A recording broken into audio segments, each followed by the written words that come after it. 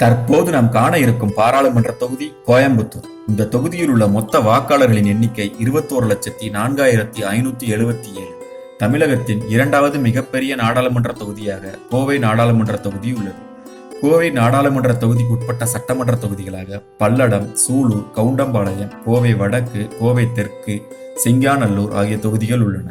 இங்கு கடந்த 2019ஆம் ஆண்டு நடைபெற்ற பாராளுமன்ற தேர்தலில் திமுக கூட்டணி சார்பில் போட்டியிட்ட மார்க்சிஸ்ட் கம்யூனிஸ்ட் கட்சியின் நடராஜன் வெற்றி பெற்றார். இவர் பெற்ற மொத்த வாக்குகள் 5,71,150 ஆகும். இவரை எதிர்த்து போட்டியிட்ட பாஜகவின் சி.பி. ராதாகிருஷ்ணன் பெற்ற வாக்குகள் 3,92,007. இதனை அடுத்து மக்கள் நீதி மய்யம் கட்சியின் வேட்பாளர் மகேந்திரன் 1,45,104 வாக்குகள் பெற்று 3ஆம் இடத்தையும், நாம் தமிழர் கட்சியின் வேட்பாளர் கல்யாண சுந்தரம் 4ஆம் இடத்தையும் பிடித்தனர். இதேபோன்று 2014ஆம் ஆண்டு நடைபெற்ற தேர்தலில் அதிமுகவின் நாகராஜன் 4,31,717 வாக்குகள் பெற்று வெற்றி பெற்றார்.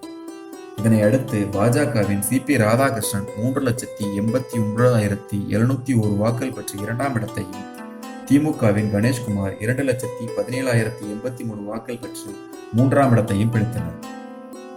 கடந்த 2021ஆம் ஆண்டு நடைபெற்ற சட்டமன்ற தேர்தலில் கோவை பாராளுமன்ற தொகுதிக்கு உட்பட்ட சட்டமன்ற தொகுதிகளான பல்லடம், சூலூர், கவுண்டம்பாளையம், கோவை வடக்கு, சிங்காநல்லூர் ஆகிய தொகுதிகளை அதிமுகவும், கோவை தெற்கு தொகுதியை பாஜகவும் கைப்பற்றியுள்ளது என்பது குறிப்பிடத்தக்கது.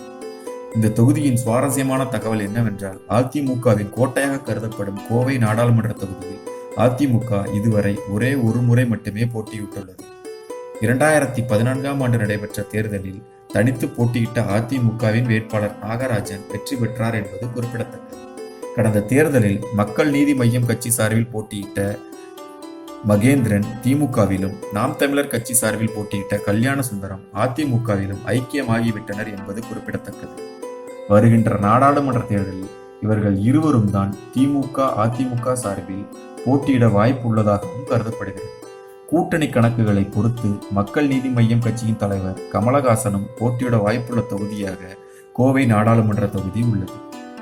பலமுனை போட்டி நிலவுவதால் பாஜகவிற்கு சாதகமான தொகுதிகளில் ஒன்றாக கருதப்படும் கோவை நாடாளுமன்ற தொகுதியில் ஏற்கனவே உள்ள செல்வாக்கு மற்றும் கொங்கு மக்களிடையே அண்ணாமலைக்கு உள்ள செல்வாக்கு ஆகியவற்றை பயன்படுத்தி பாஜக வெற்றி பெற்றாலும் ஆச்சரியப்படுவதற்கு இல்லை. பொறுத்திருந்து பார்ப்போம் கோவை மக்களின் தீர்ப்பு என்னவென்று.